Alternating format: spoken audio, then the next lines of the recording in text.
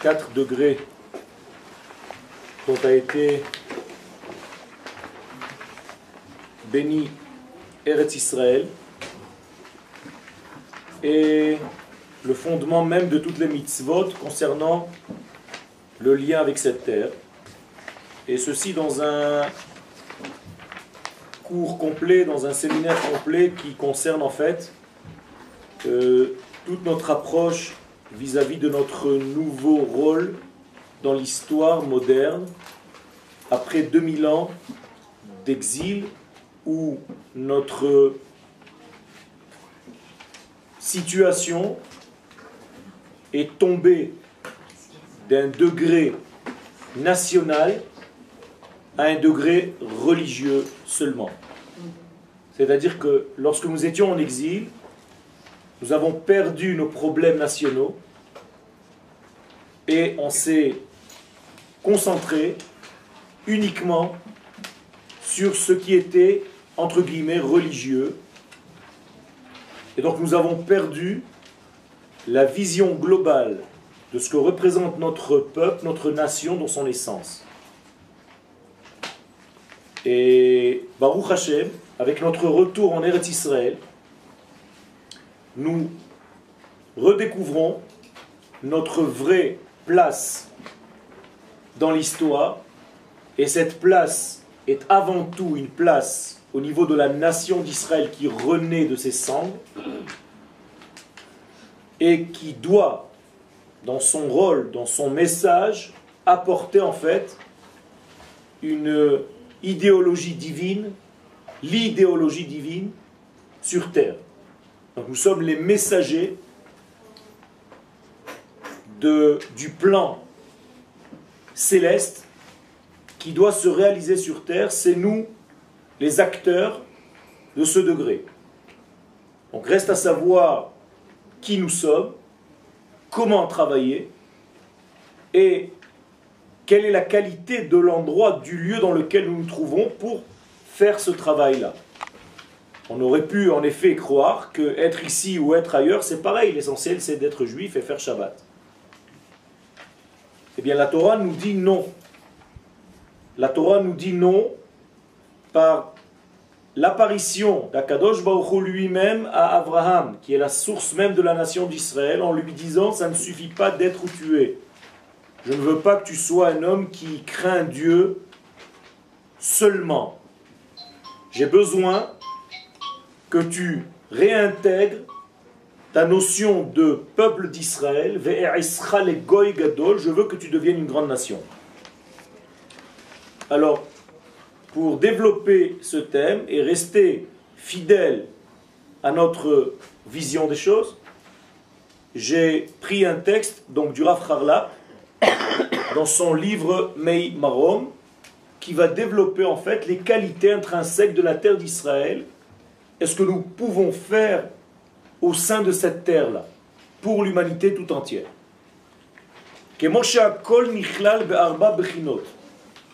De même façon que tout dans ce monde se résume en 4 degrés.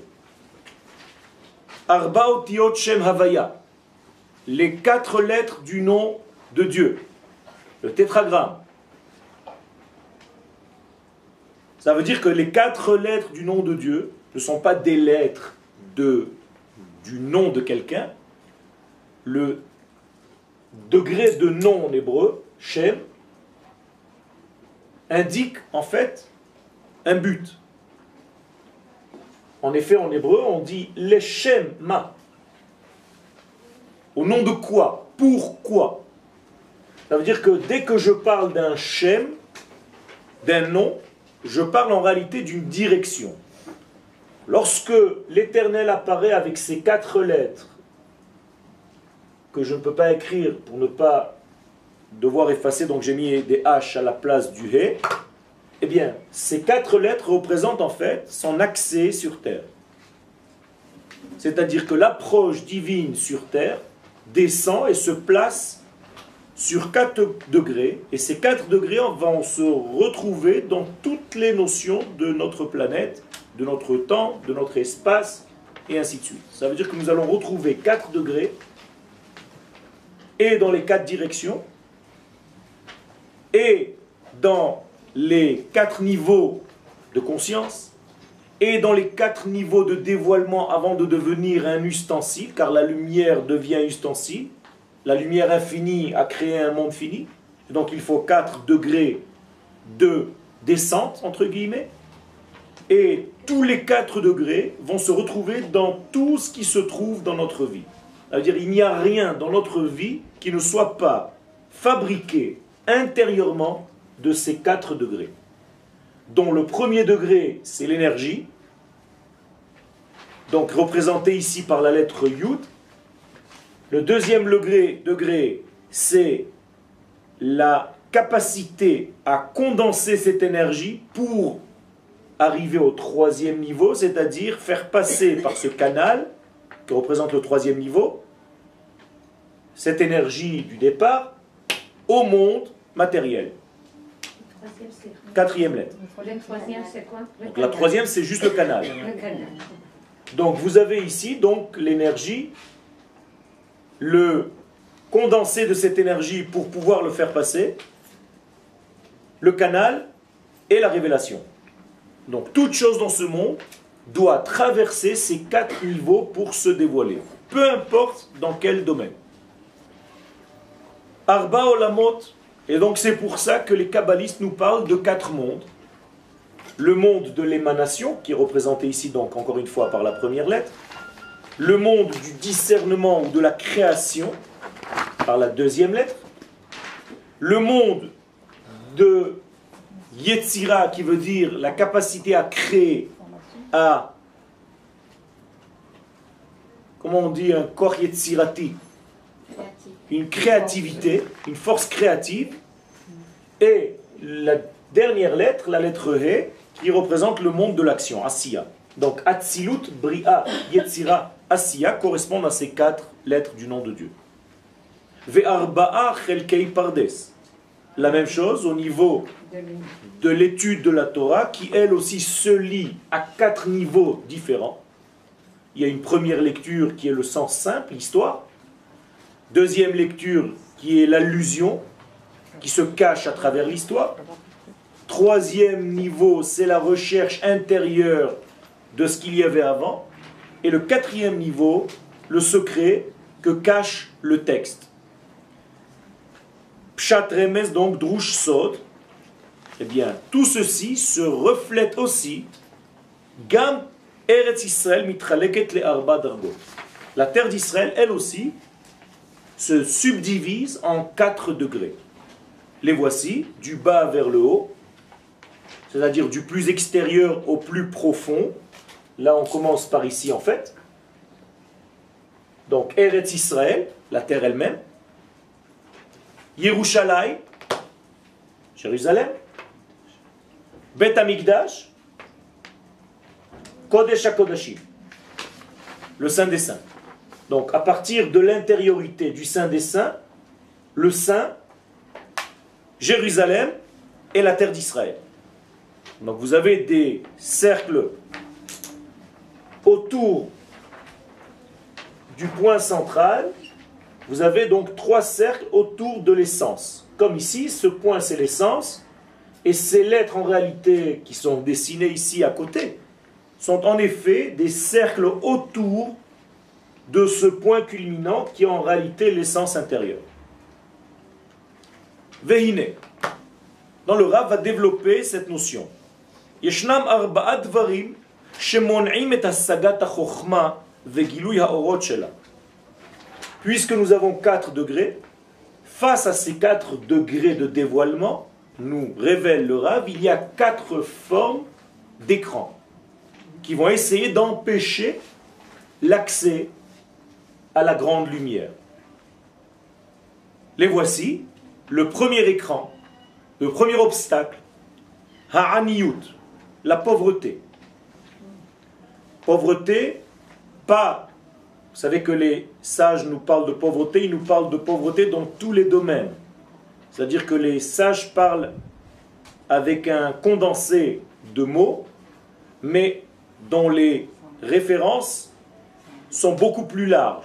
Ça veut dire que être pauvre, ce n'est pas seulement ne pas avoir de l'argent, mais les sages nous disent En ani ela beda'at. Ça veut dire avoir une pauvreté d'esprit, un manque de capacité à faire les liens entre ce que j'ai étudié hier et ce que j'étudie aujourd'hui. Je n'arrive pas à faire les liens. Et donc ça, c'est une pauvreté. Un véritable élève prend les données qu'il a eues dans le cours d'hier et il les utilise avec ce qu'il a appris aujourd'hui. Et donc il arrive à se faire une idée globale de toute la vision et pas seulement d'un point déconnecté d'un autre. Donc un aniyut, que fait la pauvreté? Shema avira et adam al da'ato, fait perdre à l'homme justement cette capacité à faire les liens. Effectivement aussi la pauvreté au niveau matériel. Tout simplement, quelqu'un qui n'a pas de moyens ne peut pas être tranquille pour faire les liens dans sa vie. Tout devient décousu. Ve'aldaat kono, et donc c'est ce que la Gemara dit dans Eruvim à la page 41. Deuxième degré qui empêche, qui fait écran, qui fait obstacle, qui gêne l'accès à la lumière. Gzerat hagalut, c'est-à-dire l'exil. Quelle est la question? C'est-à-dire qu'on nous empêche aussi de faire le lien avec Akadosh Baruch Hu. Donc la deuxième chose, Gzerat hagalut, l'exil. Le fait d'être exilé, de ne pas vivre sur sa terre, empêche beaucoup de choses que les gens ne comprennent pas. Malheureusement, pendant 2000 ans d'exil, des gens continuent à enseigner que le juif peut encore rester en dehors de la terre d'Israël. C'est une pauvreté et une absurdité qui empêche en réalité toute forme de prophétie. On ne peut pas recevoir le lien avec le divin si ce n'est par la terre d'Israël. Tout lien en dehors de la terre d'Israël est un lien qui contient effectivement des degrés supérieurs mais qui n'arrive pas à aboutir. Tout simplement parce que Akadosh Baruch Hu ne descend pas sur terre en dehors de sa terre. Et pourquoi? Tout simplement parce qu'il y a une halakha que le saint ne peut pas toucher une terre impure. Or, toutes les terres de la planète sont impures par la terre d'Israël. Et donc, le pur, le saint béni soit-il, ne descend pas dans l'impur. Ce qui fait que le judaïsme de l'exil est un judaïsme de planeur. Où on peut accéder à Dieu grâce à une étude, mais en réalité, cette étude ne descend pas dans la vie. En Eretz Israël, Akadosh Baruch Hu se permet de descendre jusqu'à la matière. Et donc, la matière de la terre d'Israël contient le divin, à tel point que la matière elle-même s'appelle une matière divine. Et donc, il y a ici tout un enseignement. Cet enseignement, on nous vient, et on peut voir une référence très simple, lorsque la manne tombait dans le désert étant en dehors de la terre d'Israël, la manne étant une nourriture qui vient du Saint béni soit-il. Donc comment est-ce possible que cette nourriture descende dans le désert?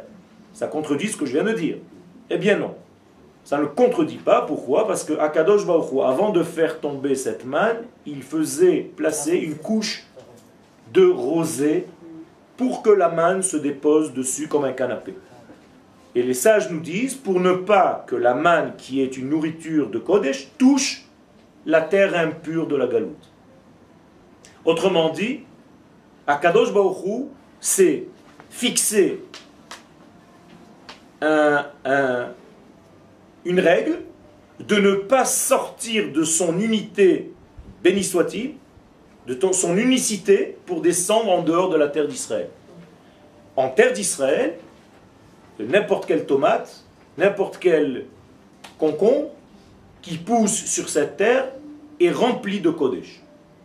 Donc ce qui fait que la nourriture change l'homme, et le fait de marcher sur cette terre vous procure, sans l'étude de la Torah même, une forme de sainteté qui vous habite depuis la terre. Comme il est écrit, Vekiper admato amo noten neshama la'am aleha. C'est-à-dire, celui qui marche sur cette terre reçoit une âme supplémentaire malgré lui. par le fait même de marcher. Donc deuxième degré, c'est Xerat HaGalut, Vehashmad, associé à la Galout, qui n'est pas seulement un déplacement géographique en dehors de notre terre, mais qui s'accompagne malheureusement pendant 2000 ans par des massacres des Juifs pour n'importe quoi. Et donc toute cette peur, toute cette vie en cachette, toute cette tension de vie ne permet pas à l'homme d'accéder au point culminant du Kodesh. Troisième degré, qui nous gêne. Hata'avah gashmit, les pulsions naturelles.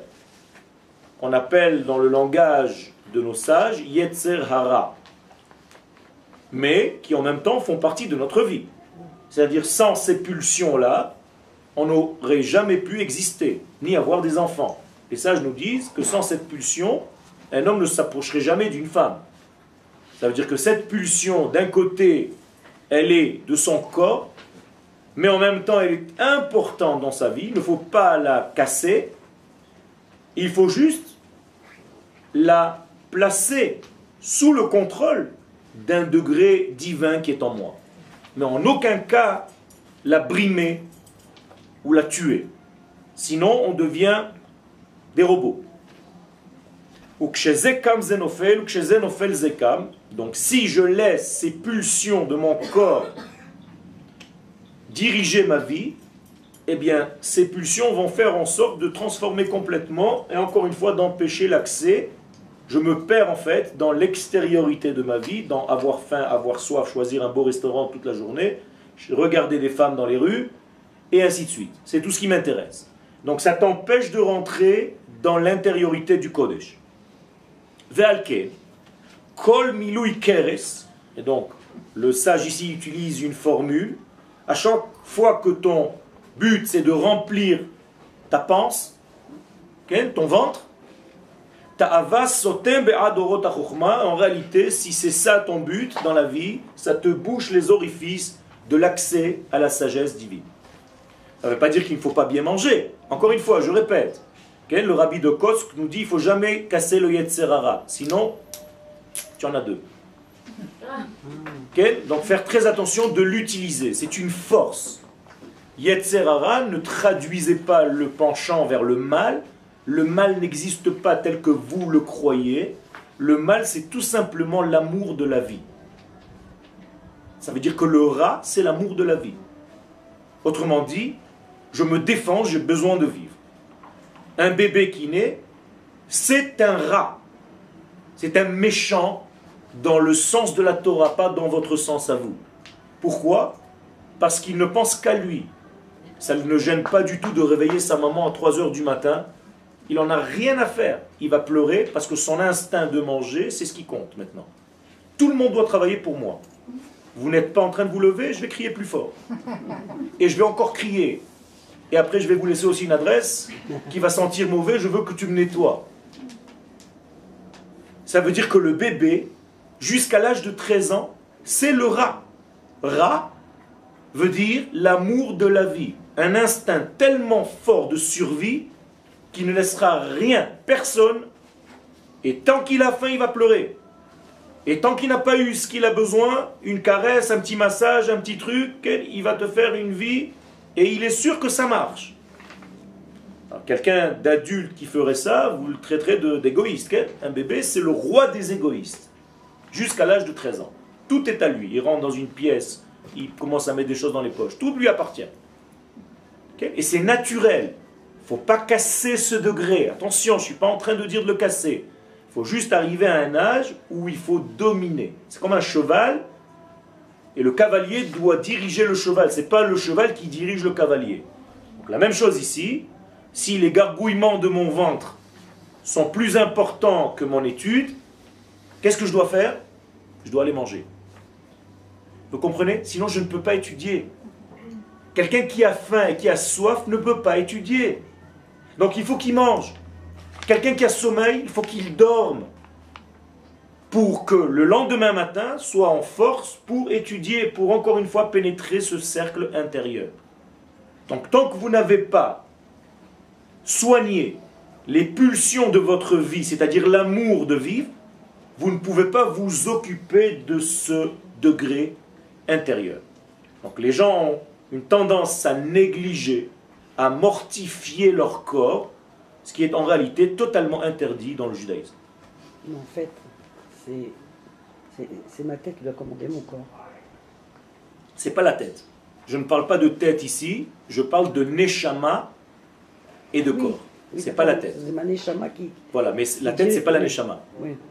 D'accord? Parce que le côté cérébral fait aussi partie du corps. Je parle ici d'une notion qui est beaucoup plus profonde et que ma tête et que tout le reste. Ok. Alors ça, c'était la troisième force qui empêche. Quatrième force, dit le Rav, la voilà, elle va de pair avec la troisième. Une force, ra. Ra en hébreu ne veut pas dire donc mal, mais ratson, atzmi. Vous voyez, c'est les initiales du mot ra. C'est-à-dire le mal, c'est tout simplement l'égoïsme. Et j'ai besoin de lui. Parce que si je ne respecte pas ce moi, je ne peux rien faire dans ma vie. Donc il est là. Donc il faut que je l'écoute, mais il faut en même temps lui donner les mesures. Donc, le fait que je sois dans ce monde et que j'ai des pulsions, que j'ai des forces qui m'attirent, qu'est-ce que c'est Yetzer Hara? Ne me traduisez surtout pas mauvais penchant. Qu'est-ce que c'est Yetzer Hara? Penchant de vie. Vous avez compris maintenant? Le penchant de la vie. Quelqu'un qui aime la vie, il a un grand Yetzer Hara, c'est tout. C'est négatif? Non. Et d'ailleurs, je dois servir Dieu avec celui-là aussi. Pas seulement avec le bien. Avec le Yetzer Hara, ça fait partie de ma vie. Et donc, je dois respecter ce côté-là, encore une fois, en lui donnant ses limites. Donc, Yetzer en hébreu tire sa racine dans le mot Yetzira, qui veut dire créativité. Donc, si je suis un grand créateur, un grand créatif, mon Yetzer Hara est grand. Et d'ailleurs, les sages nous disent Kol hagadol mi chavero, yitzro gadol mimeno. Plus un homme est grand, dans l'accès au point culminant central, plus son Yetzer est grand parallèlement. Ça veut dire que quelqu'un qui est grand dans la Torah, il a des pulsions qu'un homme normal ne peut même pas comprendre. Et ne croyez pas que parce qu'il est grand dans la Torah, il n'est attiré par rien du tout. C'est tout le contraire. Sinon, ça ne veut pas dire qu'il est grand en Torah. Ça veut dire l'inverse. Vous avez compris? Parce qu'en réalité, ça va ensemble. C'est la même énergie. C'est une valeur absolue à laquelle on donne un signe plus ou un signe moins. C'est tout. Nous n'avons qu'une valeur absolue. C'est à moi de placer le signe. Si j'utilise cette valeur absolue comme un moteur, ça devient un plus. Et si j'utilise cette valeur absolue comme quelque chose de négatif qui bouge tous mes accès, eh bien ça, j'ai utilisé dans le mal. Et donc, le Rav nous dit, d'où vient ce Yetzer Hara, cette pulsion de vie? De papa et maman. Pourquoi de papa et maman? Parce que pour s'accoupler et me faire venir au monde, ils avaient un grand Yetzer Hara. Cette fameuse nuit. Et sans ce Yetzer Hara, je ne serais jamais là. Donc merci le Yetzer Hara de papa et de maman qui m'ont fait venir dans ce monde. Excusez-moi, Chez Nehema. Je ne sais pas pourquoi ça me dérange cette expression. De quoi? De Yetzer Hara. Mais c'est ça le... Parce que, encore une fois, maintenant que je viens de traduire le véritable sens, toi tu continues à le penser en français. Le mauvais penchant. Ça c'est chez les chrétiens, c'est pas chez nous. Ça n'existe pas. En réalité, c'est un grand amour de la vie.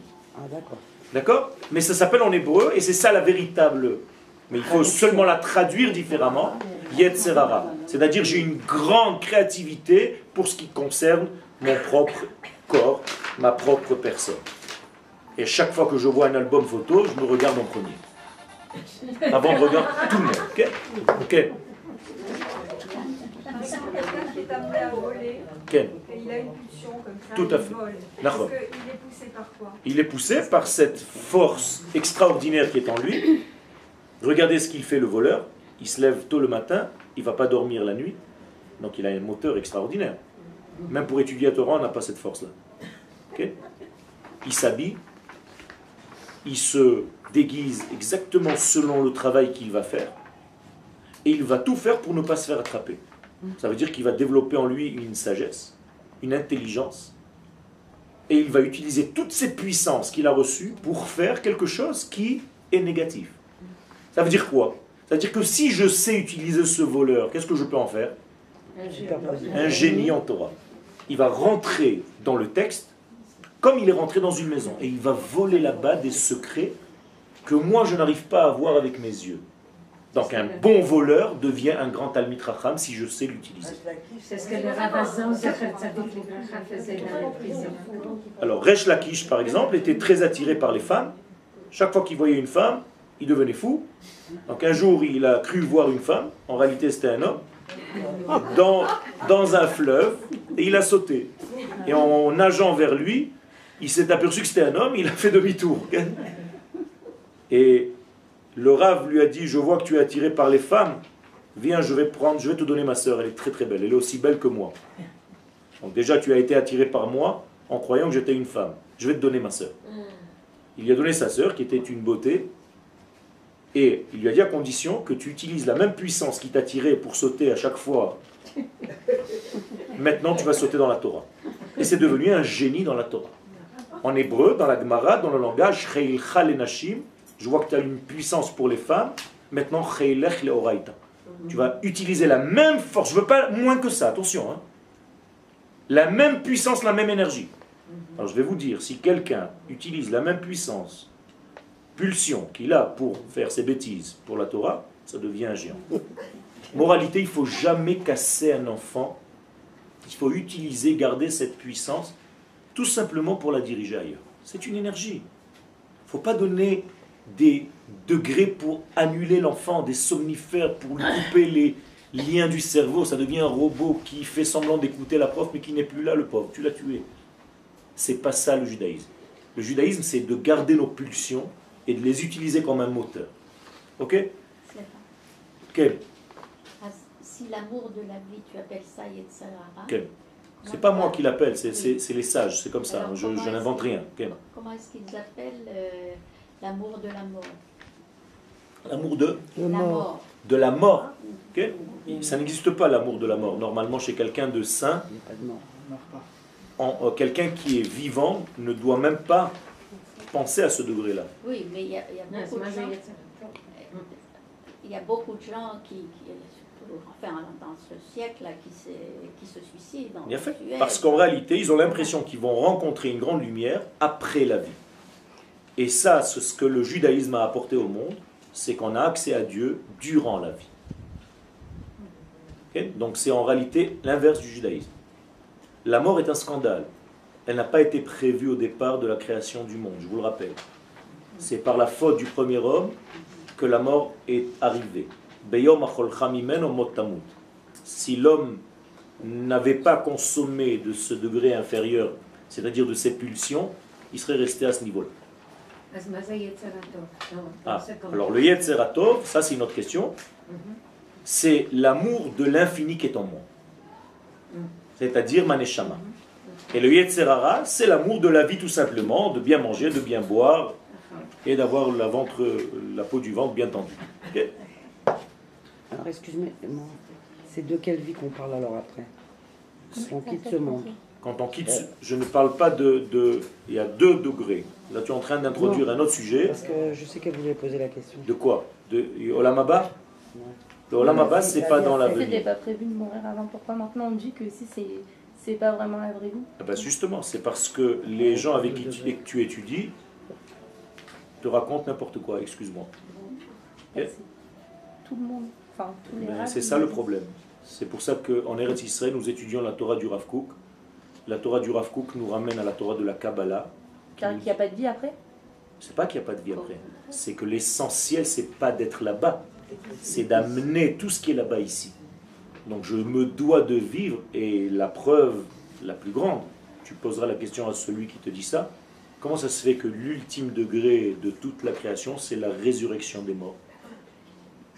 Si le but c'est de partir là-bas, Eh bien, suicidons-nous, nous sommes au 2e étage, on saute tous, et c'est fini, on est déjà dans le Olam Haba. Ça veut dire que si la fin du monde, c'est de revenir ici, la résurrection des morts, ça veut dire que le but, c'est d'être ici et pas d'être là-bas. Oui, mais c'est pas la même chose. Suicider, c'est pas pareil. C'est la même chose. C'est quelqu'un qui veut idéaliser la mort, eh bien, il peut la rapprocher. C'est la même chose. Un suicide, on ne peut pas la rapprocher pour aller vers au-delà. Mais justement, c'est ça son but. Ça veut dire qu'il y a un problème dans son degré de vie. Donc encore une fois, je te répète, pour corriger un petit peu ce malentendu, la véritable vie, ça se trouve ici. Et donc l'essentiel de la vie, c'est dans ce monde. Qu'est-ce que c'est que le Olam Haba? Le Olam Haba, malheureusement, est traduit comme le monde futur, alors que c'est le monde qui vient au présent. Ça ne s'appelle pas Olam Sheyavo, mais le monde qui vient, c'est-à-dire le degré de mon âme, le degré intérieur de moi-même. C'est ça mon Olam Haba. C'est-à-dire ma Neshama, c'est mon Olam Haba. Et mon corps, c'est mon Olam Hazé. Qu'est-ce que je dois faire? Est-ce que je dois amener mon corps vers ma Neshama, donc je disparais, ou est-ce que je fais descendre ma Neshama au niveau de mon corps et on vit ensemble ici? Eh bien c'est ça le secret. D'accord? Donc moralité, le monde futur, ça n'existe pas. C'est une invention de la traduction française, ça n'a jamais existé. Dites-moi. Au-delà de la mort. Slicha? Au-delà de la mort. Justement, encore une fois, au-delà de la mort, comme le corps n'existe plus, on est en accès avec qui? Avec la Neshama. Donc si je ne devais pas mourir pour arriver à ce degré-là, j'aurais pu le faire de mon vivant. Et comme je n'arrive pas, parce que mon corps est tellement grossier, qu'on est obligé de le mettre de côté pour accéder à la Neshama, alors on tue le corps. Mais si j'arrivais, sans tuer le corps, à accéder au degré de la Neshama, je n'ai pas besoin de mourir. Vous avez compris? C'est avec le corps. Avec le corps. Pourquoi j'ai besoin de dormir? Je sais que c'est difficile parce que tu as été éduqué durant des années avec une notion telle que celle-ci. Je comprends. Pourquoi on va dormir? Pourquoi on dort? Qu'est-ce qui se passe quand on dort? On met le corps de côté. D'accord? Pourquoi faire? Pour accéder à des degrés de la Neshama que je n'arrive pas à voir au moment où je suis conscient. Maintenant, est-ce que tu peux me voir ma Neshama? Non. Pourquoi? Parce que tu es réveillé. Mais si maintenant tu dormais, rentrez. Si maintenant tu dormais et que Akadosh Baruch Hu vient en rêve, il peut te montrer des degrés que tu ne vois pas ici, qui sont de l'ordre de la prophétie? Oui. Pourquoi? Tu n'es pas capable de les voir dans ton éveil, tu as besoin de dormir pour les voir. Pourquoi? Parce que ton corps te gêne. Mais si tu purifiais ton corps, tu n'aurais pas besoin de dormir. Moralité, un kabbaliste ne dort presque pas. Et le plus haut de tout, ce qui c'est, Akadosh Baruch Hu. Et lui ne dort jamais. Hine lo yanum velo isha. Moralité, si on doit annuler le corps pour accéder à l'âme, il y a un problème. Ça veut dire que Dieu s'est trompé. Pourquoi il m'a créé avec un corps? Le but, c'est d'amener toutes les notions qu'on appelle âme dans ce corps-là et de vivre en osmose avec lui. Et donc, le David Amelech, dans Teilim, Hen be'avon chulalti. Regardez ce que dit David Amelech. Comment est-ce que j'étais fabriqué? Par une faute. Be'avon chulalti. C'est-à-dire que mon père et ma mère ont eu un grand Yetzerara. Ou bechet yechematni imi. Je ne veux même pas vous traduire, tellement c'est pas facile à traduire. Okay? Incroyable. David Amelech, Teilim, 51. Regardez-le en français, je ne sais pas comment ils vont l'en traduire là-bas. Mais je vous garantis que la traduction ici, elle est chaude. Ve'im mitzad, d'ailleurs, yechematni, ça vient du mosho, ok? Ve'im mitzad hayetzira hanafshit, shechol ze me'akev be'ad or ha'chokhma shelo yitgale bimlo hodo. Et donc, le corps, si je ne sais pas le purifier, il est encore une fois un de ces 4 obstacles qui m'empêchent de voir la lumière intérieure. Qu'est-ce qu'il faut faire? Ou je mets mon corps de côté, et ça c'est pas l'idéal, ou bien je purifie mon corps pour qu'il devienne transparent. Et quand mon corps devient transparent, il laisse apparaître la neshama, donc il ne devient plus obstacle. Et donc un grand sage, quand il te voit, il sait exactement ce que tu as fait aujourd'hui et hier. Pourquoi? Parce qu'il ne voit pas ton corps, il voit ton intériorité. Comment est-ce qu'il est capable de faire ça? Parce qu'il a un système qui lui permet d'enlever tout ce qui est superficiel pour voir l'essence. Comme s'il dormait, qu'il recevait en ce moment une prophétie. D'accord? Tenez les feuilles. Ou keneged. Arba'a dvarim ellu. Face à ces 4 degrés-là, Ba'im arba'at chelke Eretz Israël. Donc les 4 parties de cette terre d'Israël viennent en équivalence avec ces 4 degrés. Quel? Moi, le 4e degré, et les signes. Je viens de le dire. La faute, le yetzer en fait. Non, parce que c'était Non, le le- premier degré, c'est la pauvreté, le deuxième, l'exil, et le troisième, les Yetzerara. Non, non. Le 3e degré, c'est la ta'ava gashmit. C'est manger et boire. Ok? Ok. Donc, Arbaat Chelke Eretz Israël. Habracha Shmeimi. Donc, quelles sont les 4 bénédictions maintenant de la terre d'Israël? Vous voyez, on est en train de passer à chaque fois d'un sens à l'autre. C'est-à-dire les forces qui cachent et les forces qui révèlent. Et c'est à toi de faire le tri pour révéler, d'enlever, d'essayer de te déconnecter des forces qui t'empêchent. Donc, à Bracha Shmeimit, la bénédiction céleste, chez Yeshna le Eretz Israël. Eretz Israël a été doté d'une bénédiction divine. Akadosh Baruch Hu a béni cette terre. Traduction du mot bénir en hébreu. Mais qu'est-ce que ça veut dire?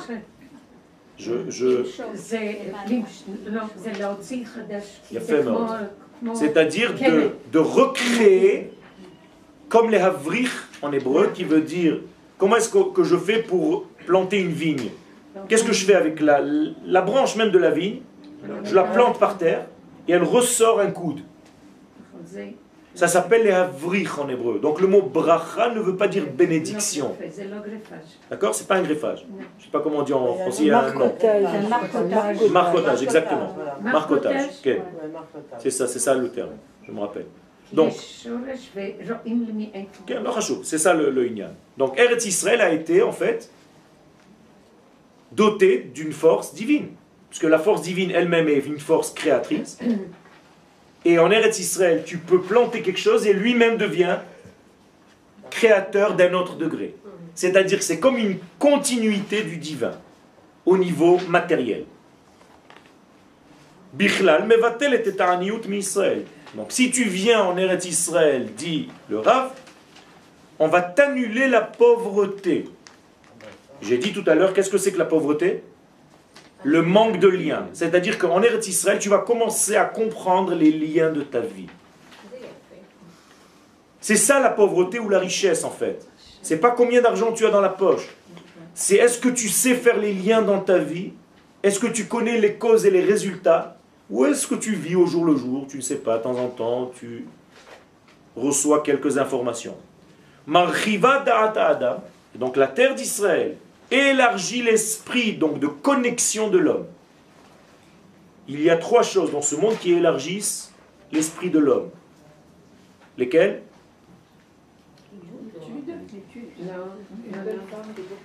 Fémod. Isha na'a, une femme agréable. Kelim na'im, de beaux ustensiles. Vedira na'a, une belle maison. Bizarre. La Torah, normalement, elle n'en a rien à faire. Et des femmes, et des belles maisons, et des beaux kélim. C'est ce qu'on pense. C'est faux. Encore une fois, encore une éducation de 2000 ans de massacre. La Gemara nous dit le contraire. Quand tu as de beaux ustensiles, une femme agréable, une belle maison, en réalité, ton esprit grandit. Parce que quoi? Parce que tu utilises le monde matériel comme un véhicule de tout le degré que tu as en toi. Et si tu négliges tous ces degrés-là pour ne devenir qu'une vapeur, eh bien tu n'existes pas en fait. C'est là où tu deviens pauvre. Tu t'appauvris. Quand tu veux te sentir libre et grand, à Pessah par exemple, on te dit d'utiliser les plus beaux ustensiles que tu as dans la maison. Arrête de les garder.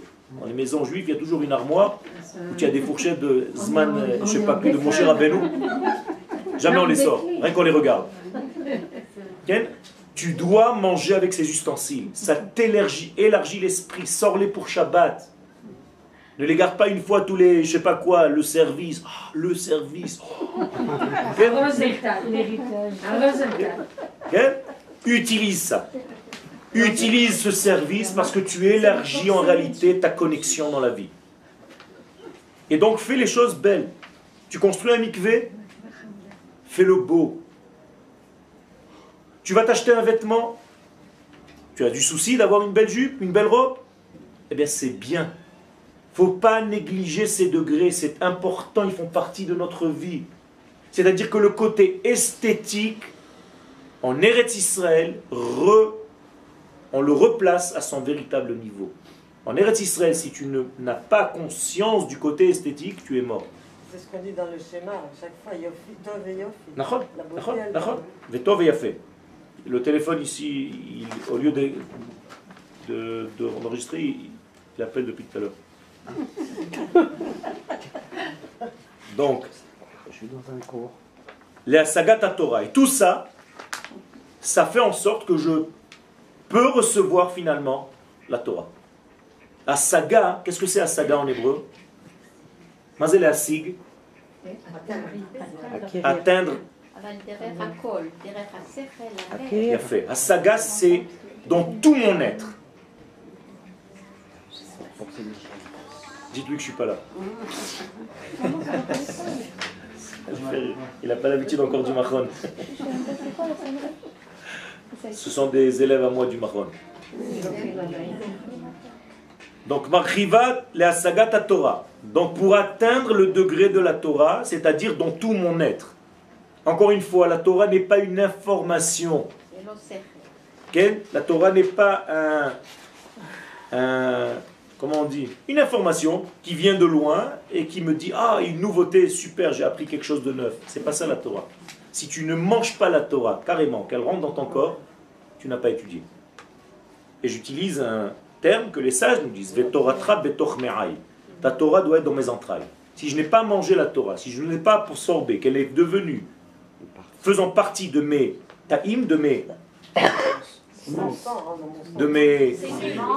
cellules, Ken, eh bien, Ken, ça ne marche pas. V'Yerushalayim, donc maintenant Jérusalem, Hamukefet Choma miyemot Yehoshua bin Nun, hi hagana le'akev be'ad kol michshol shel hasata min ha'oivim ve'atzorerim. La muraille de Jérusalem, écoutez bien ce que dit le Rav ici, c'est en réalité une muraille protectrice contre tout obstacle que les ennemis d'Israël veulent causer à ce peuple d'Israël. Ça veut dire que autour de Jérusalem, il y a une muraille, non seulement la muraille que vous voyez, mais une muraille au niveau de l'esprit, virtuelle, mais qui existe, qui est réelle, et qui protège en réalité pour ne pas qu'on sorte de notre concentration. Ça veut dire que si je sors de ma concentration, je vais oublier en fait pourquoi je suis revenu. Et donc Jérusalem m'empêche d'oublier. Donc elle me garde en fait la mémoire fraîche, en souvenir. C'est pour ça qu'à chaque fois que je parle de Jérusalem, revient toujours la mémoire. Im eshkachech Yerushalayim, tishkach yemini. Toujours l'oubli, l'oubli, l'oubli. Pourquoi? Parce que Jérusalem c'est le souvenir actif. D'accord? Donc, lo eminu malche eretz kol yoshvet tevel ki yavot tsar ve'oyev b'sh'arei Yerushalayim. Donc, ici un verset de Echa, de la Megillah. Les ennemis d'Israël peuvent rêver d'un jour revenir à Jérusalem. Ils ne pourront plus revenir à Jérusalem une fois que le peuple revient sur sa terre. C'est fini. C'est à jamais. Al chomotaych Yerushalayim hifkadeti shomrim. Sur tes murailles Jérusalem, j'ai placé des gardiens. Alors ce sont des gardiens réels dans nos soldats, et ce sont aussi des gardiens au niveau spirituel qui donnent la vie à nos soldats pour pouvoir surveiller. C'est-à-dire, il y a plusieurs couches de soldats, on va dire. Ce que vous voyez, ce que vous ne voyez pas. Ou Bet Hamikdash. Donc maintenant on rentre, vous voyez qu'on est en train de rentrer vers le point central. Maintenant on est déjà Eretz Israël, on en a parlé. Yerushalayim. Maintenant le temple. Bet Hamikdash. Qu'est-ce qu'on fait au Bet Hamikdash? Que faisons-nous au Bet Hamikdash? on va approcher en réalité toutes les graisses et le sang. D'accord? Ce sont les graisses de qui et le sang de qui? Les nôtres. C'est pas l'animal. Si tu crois que c'est un animal que tu es en train de sacrifier, tu n'as rien compris. C'est toi en réalité, mais comme tu ne peux pas te donner la mort, encore une fois parce que la vie est plus importante, donc tu vas prendre un élément et tu vas faire un transfert sur cet élément qui s'appelle l'animal, alors qu'en réalité tu dois penser que c'est toi. Venershav, et voilà ce que dit le Rav, Keilu hadam shel ha'adam makriv et chelbo vedamo. C'est comme si l'homme lui-même mettait son propre sang et ses propres graisses, mais là c'est dans cet animal. Gorem le salek et kol koach hata'ava. Pourquoi il faut mettre son sang et ses graisses? Qu'est-ce que veut dire ici cette expression? Vous savez que les sages parlent toujours en parabole. Ça veut dire tout simplement que, qu'est-ce que c'est mon sang et mes graisses? Ce sont mes pulsions. Les pulsions dont j'ai parlé tout à l'heure. Koach hata'ava ou lehagbir et as-sechel. Et donc il faut faire dominer toutes ces pulsions-là par le sechel. Qu'est-ce que c'est le sechel?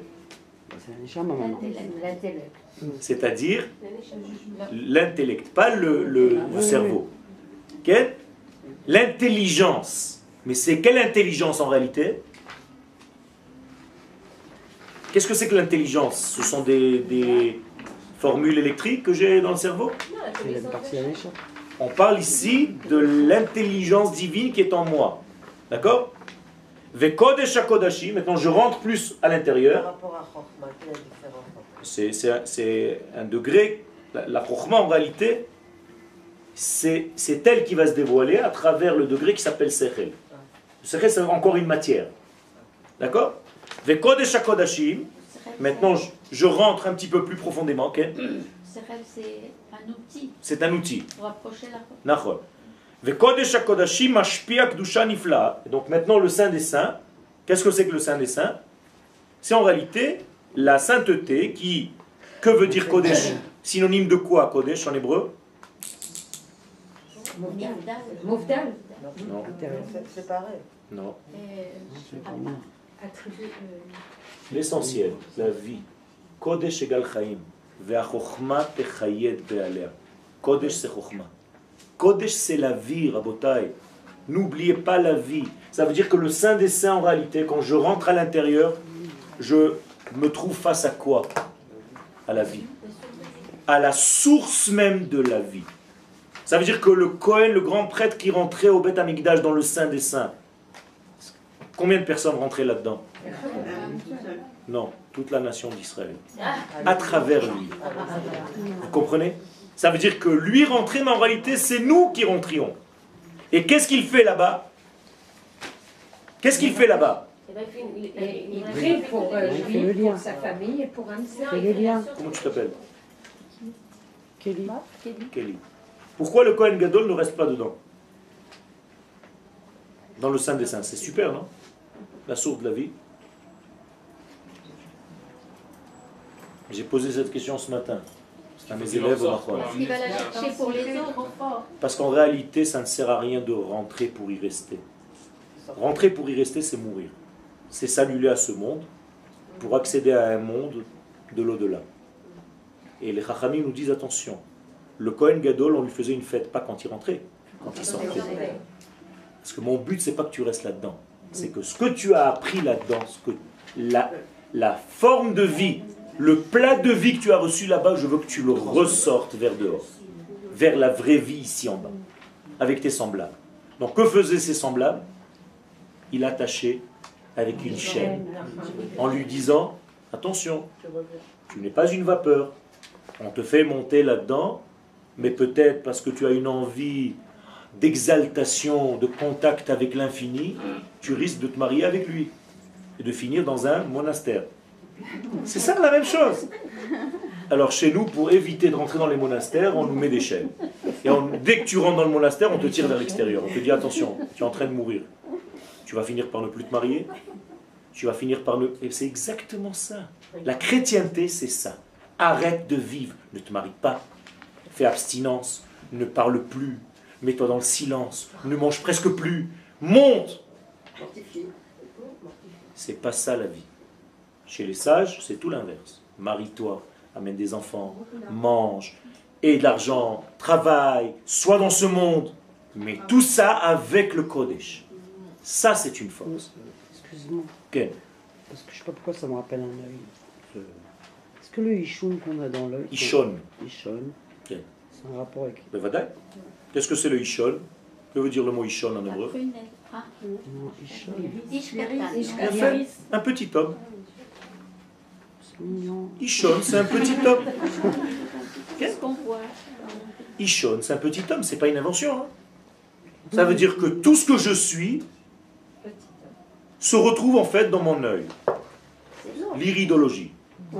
Okay? Ça veut dire qu'en réalité, dans mon œil, j'ai tous les degrés. Combien de parties il y a dans l'œil?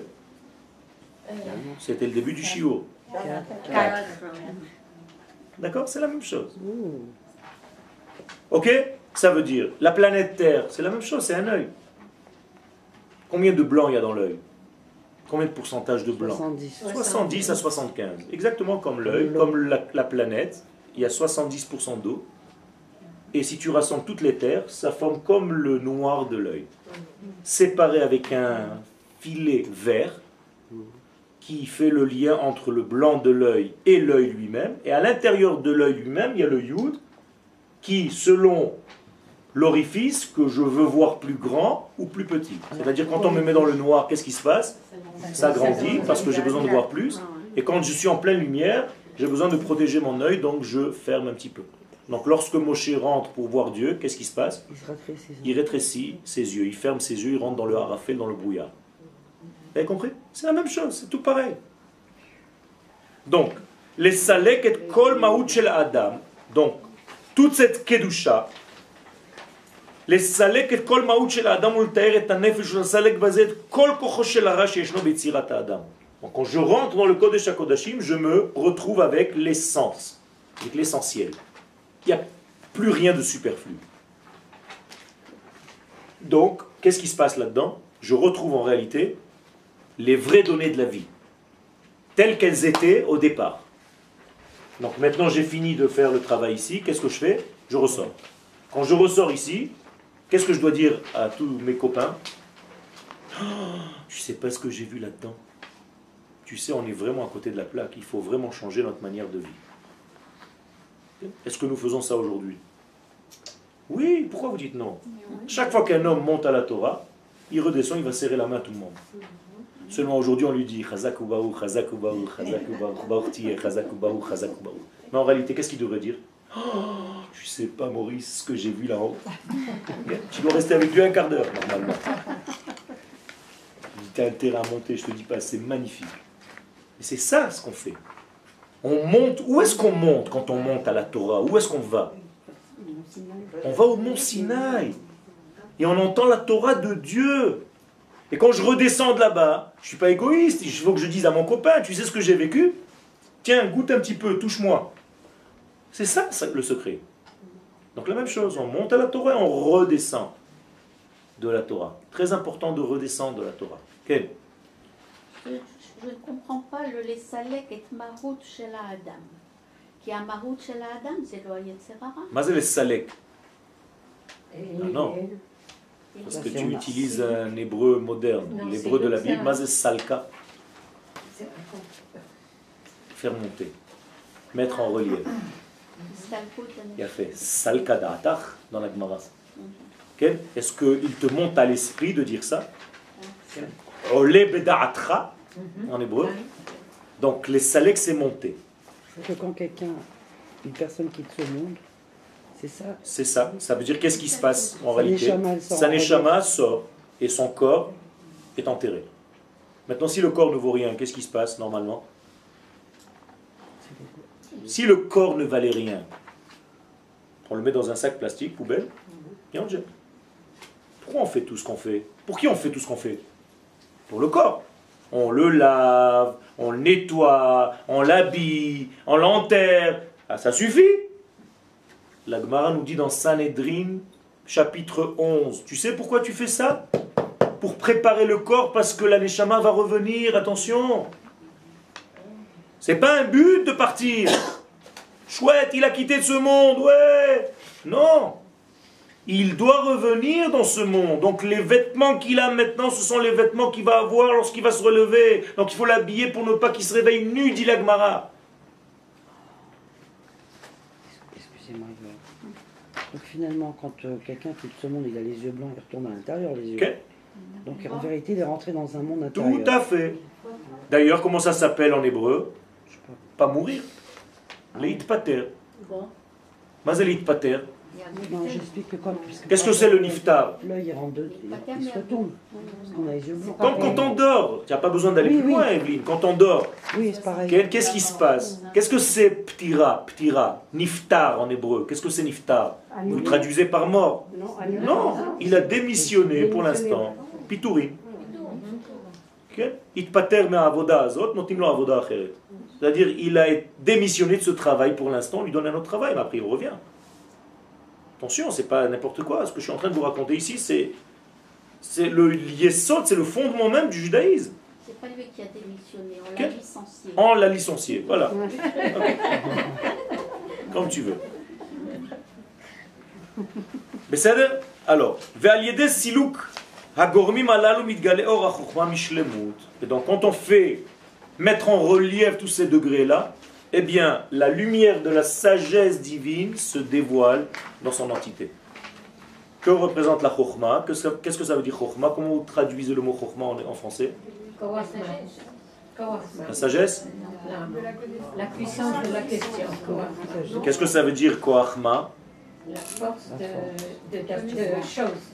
C'est-à-dire? Koachma, chokhma. Qu'est-ce que c'est koachma?